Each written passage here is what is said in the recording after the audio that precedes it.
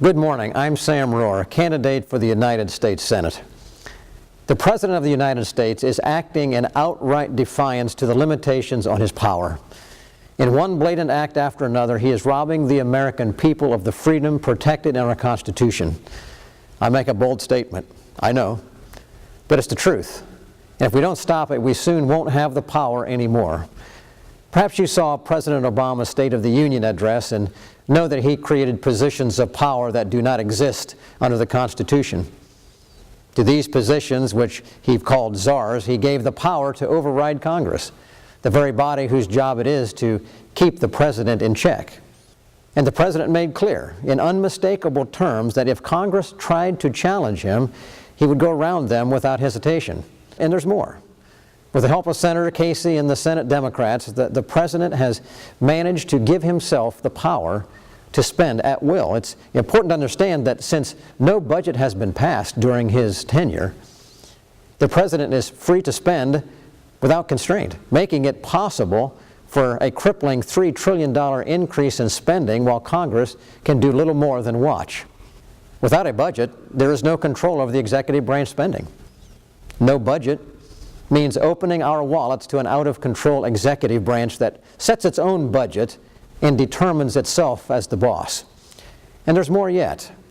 The President's own Secretary of Defense declared that the President may declare war without consent of the Congress as required by the Constitution, just so long as he has the support of the United Nations and NATO. This President with Senator Casey's rubber stamp is flat out ignoring the constitutional limitations on his own power. This is unprecedented. It's incredibly dangerous and it's very scary. Power is literally being ripped out of the hands of the People's Congress. The attack on our Constitution and the blatant disregard for the separation of powers is effectively replacing a constitutional America with one in which the President has all the power. So what can be done? Courageous action must be taken. Congressmen and senators must boldly step forward and challenge these unconstitutional actions on the part of the President. They're violations of the oath of office. It's an attack, literally, against the Constitution that protects the freedoms of every American. The House must initiate corrective actions.